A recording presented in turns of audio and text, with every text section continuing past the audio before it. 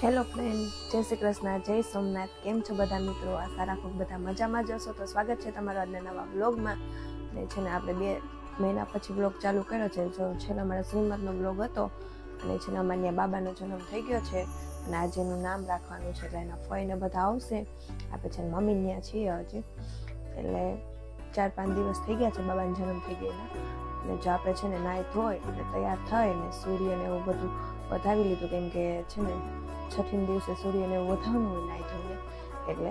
અને ભાઈ છે એ સૂતો છે, આરામમાં છે.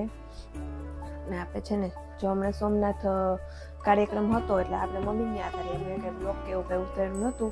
બધા ઘણા વ્લોગ ને બધું મૂકતા હતા, આપણે એમાંથી ભાઈ મિસ કરી ગયા છીએ, કેમ કે આપણે મમ્મીને હતા રવિની બધા ગયા હતા જોવા.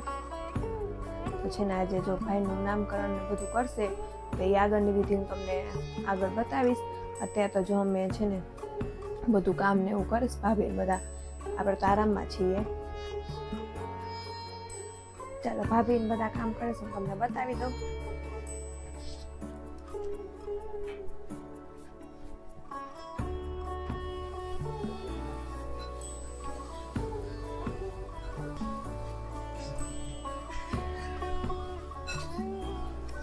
આ મોટા બાપુ છે ને ભાઈની તૈયારી કરે સાંજની છઠ્ઠીની, અને છે ને રવિની કોમ્પ્યુટરમાં બેઠા.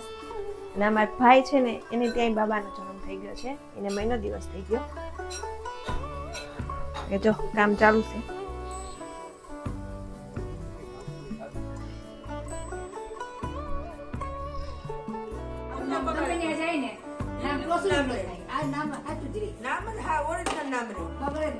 બીજું નામ જ ન લાગે. અસલ નામ છે.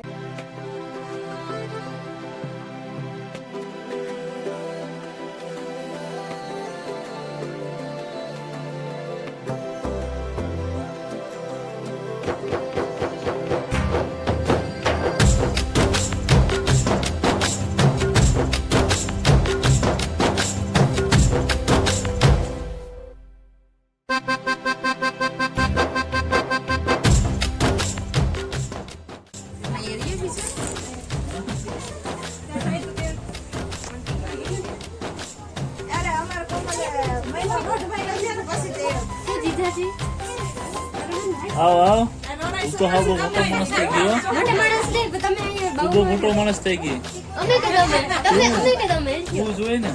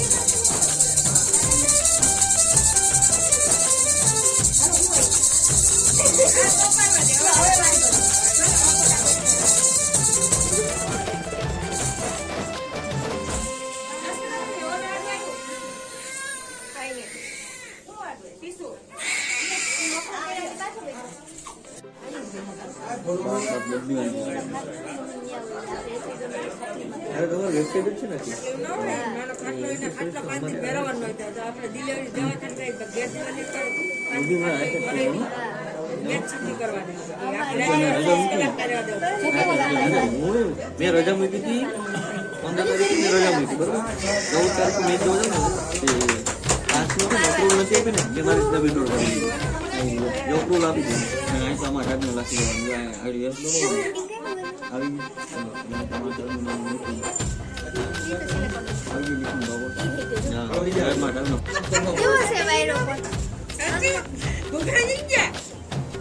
એના બાપ દીકરા બેને ભૂગરા વાળા કરવાના રવેશ વાળો ગોદલો ભૂગરા વાળા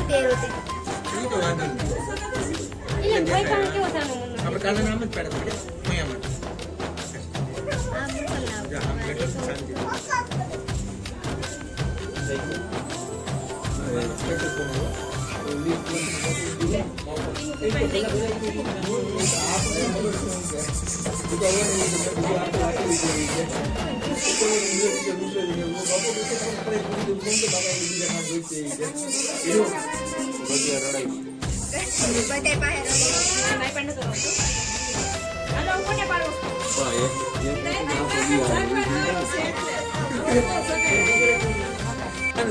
બે પાંચ નો રેડો 5 નો રેડો તારી જેવું ભાઈડો બીજા તો શું કરે